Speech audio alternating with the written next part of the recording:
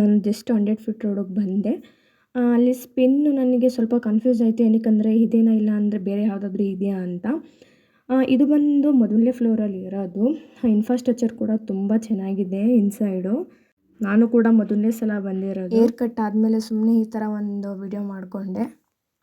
Hi all, welcome back to Spandana Dharma YouTube channel. ಈ ವಿಡಿಯೋದಲ್ಲಿ ನೀವು ತಮ್ಲೈನ್ ನೋಡಿದ ತಕ್ಷಣ ಗೊತ್ತಾಗಿರುತ್ತೆ ಏನರ ಬಗ್ಗೆ ವಿಡಿಯೋ ಇದೆ ಅಂತ. ಆ್ಯಕ್ಚುಲಿ ನಾನು ಇವತ್ತು ಮಂಡ್ಯಕ್ಕೆ ಸ್ವಲ್ಪ ಕೆಲಸ ಇದೆ ಅಂತ ಹೋಗಿದ್ದೆ. ಏರ್ ಕಟ್ ಮಾಡಿಸ್ಬೇಕಂತ ಲಾಸ್ಟ್ ವೀಕೆ ಅಂದ್ಕೊಂಡಿದ್ದೆ. ಏನಕ್ಕಂದರೆ ನಾನು 1 ಇಯರ್ ಬ್ಯಾಕು ಈ ಶೋಲ್ಡರ್ ಲೆವೆಲಿಗೆ ಬಾಫ್ ಕಟ್ ಮಾಡಿಸ್ಕೊಬಿಟ್ಟಿದ್ದೆ.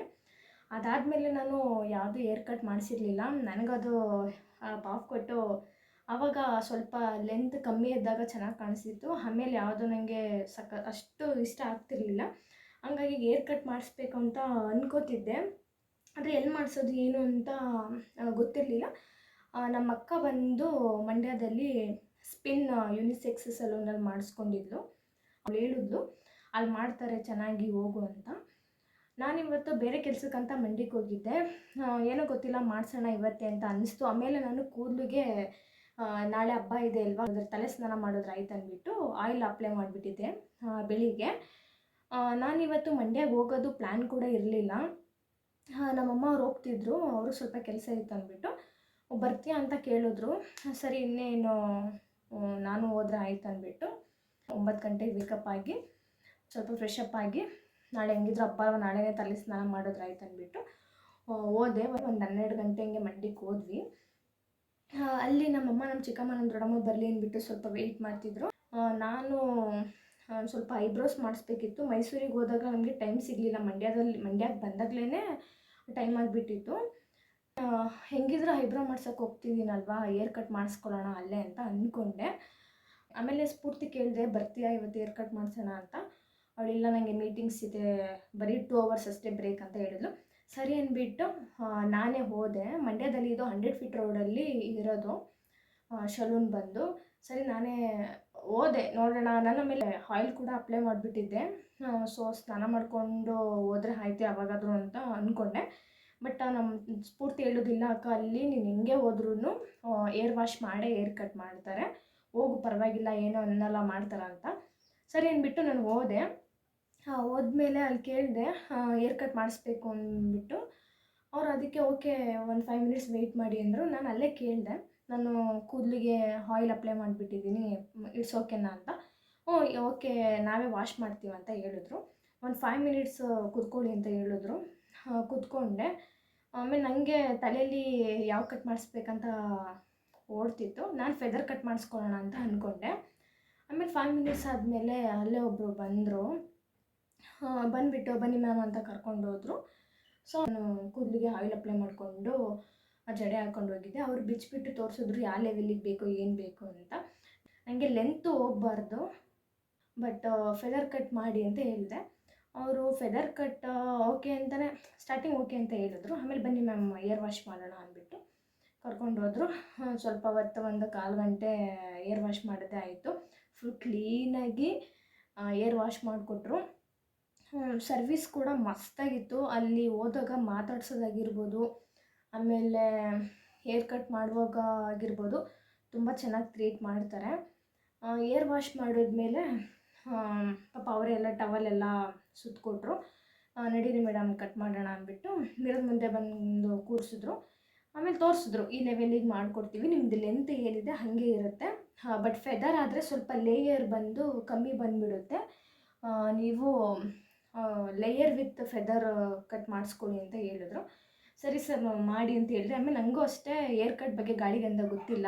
ಇದ್ದೇ ಮೊದಲನೇ ಸಲ ಈ ಥರ ನಾನು ಏರ್ ಕಟ್ ಮಾಡಿಸಿರೋದು. ಅವಾಗೆಲ್ಲ ಸುಮ್ಮನೆ 150 ರುಪೀಸ್ಗೆ ಹಂಗೆ ಬರೀ ಸುಮ್ಮನೆ ಸಮವ ಕಟ್ ಮಾಡಿಸೋದು ಆ ಥರ ಮಾಡಿಸ್ಕೋತಿದ್ದೆ ಅಷ್ಟೇ. ಸರಿ ಅಂದ್ಬಿಟ್ಟು ಕೂತ್ಕೊಂಡೆ. ಏರ್ಸ್ ಕಟ್ ಮಾಡೋಕ್ಕೆ ಸ್ಟಾರ್ಟ್ ಮಾಡಿದ್ರು. ಇಲ್ಲ ಅಂದರೂ ಒಂದು 20 to 25 ಮಿನಿಟ್ಸೇ ತೊಗೋತು. ನಾನು ವೀಡಿಯೋ ಮಾಡ್ಕೋಬೋದಿತ್ತು, ನನ್ನ ಜೊತೆಲಿ ಯಾರನ್ನೂ ಕರ್ಕೊಂಡೋಗಿರಲಿಲ್ಲ. ಫೋನ್ನ ಏರ್ ವಾಶ್ ಮಾಡ್ಬೇಕಾದ್ರೆ ಸೋಫಾ ಹತ್ರನೇ ಇಟ್ಬಿಟ್ಟಿದ್ದೆ. ಮತ್ತು ನಾನು ಏರ್ ಕಟ್ ಮಾಡೋಕ್ಕೆ ಸ್ಟಾರ್ಟ್ ಮಾಡಿಬಿಟ್ರಲ್ಲ, ಫೋನ್ ತೊಗೊಳಕ್ಕೆ ಹೋಗಲಿಲ್ಲ, ಕೈಯಲ್ಲಿ ಫೋನ್ ಇರಲಿಲ್ಲ. ಇಲ್ಲಾಂದರೆ ಎಲ್ಲ ಸ್ಟೆಪ್ ಬೈ ಸ್ಟೆಪ್ ವೀಡಿಯೋ ಮಾಡ್ಕೋತಿದ್ದೆ. ಆಮೇಲೆ ಮುಂದೆಯಿಂದ ಸ್ಟಾರ್ಟ್ ಮಾಡಿದ್ರು ಕಟ್ ಮಾಡೋದಕ್ಕೆ. ತುಂಬ ಚೆನ್ನಾಗಿ ಮಾಡಿದ್ರು. ಒಂದು 20 to 25 ಮಿನಿಟ್ಸ್ ತೊಗೊಂಡ್ರು. ಅಂದರೂ ಸಖತ್ತಾಗಿ ಮಾಡಿದ್ರು. ನನಗೆ ಹೆಂಗೆ ಕಾಣಿಸ್ತೀನೋ ಏನೋ ಅಂದರೆ ನಂದು ಮೊದಲೇ ಶಾರ್ಟ್ ಹೇರು, ಇದಕ್ಕಿಂತ ಏನು ಏನಾದರೂ ಇನ್ನೂ ಸ್ವಲ್ಪ ಕುಳ್ಳ ಆಗ್ಬಿಡುತ್ತಾ ಅಂತ ಅಂದ್ಕೊಂಡೆ. ಏನಕ್ಕಂದ್ರೆ ನಂದು ವರ್ಷಕ್ಕೆ ಒಂದಿಷ್ಟು ಉದ್ದ ಬೆಳೆಯೋದೇ ಹೆಚ್ಚು. ಆಮೇಲೆ ಅವರು ಸ್ಟೆಪ್ ಬೈ ಸ್ಟೆಪ್ಪು ಕಟ್ ಮಾಡೋದಕ್ಕೆ ಸ್ಟಾರ್ಟ್ ಮಾಡಿದ್ರು. ಒಂದು 20 to 25 ಮಿನಿಟ್ಸಲ್ಲಿ ಏರ್ ಕಟ್ ಮಾಡಿ ಮುಗೀತು. ಆಮೇಲೆ ಸ್ವಲ್ಪ ಡ್ರೈ ಮಾಡಿದ್ರು ಏರು. ಅವಾಗ ತಾನೇ ತಲೆ ತೊಳ್ಕೊಂಡು ಬಂದಿದ್ವಿ ಅಲ್ವಾ. ಕಟ್ ಮಾಡಿದ್ಮೇಲೆ ಫುಲ್ ಏರ್ ಡ್ರೈ ಮಾಡಿದ್ರು ಚೆನ್ನಾಗಿ. ಏರ್ ಡ್ರೈ ಮಾಡಿದ್ಮೇಲೆ ಅವ್ರದ್ದು ಸ್ಟ್ರೈಟ್ನಿಂಗ್ ಕೂಮ್ ಬರುತ್ತಲ್ಲ, ಅದನ್ನು ಏರ್ ಡ್ರೈಯರ್ ಹೆಂಗಿರುತ್ತೆ ಅದೇ ಥರ ಸ್ಟ್ರೈಟ್ನರ್ ಇರುತ್ತೆ.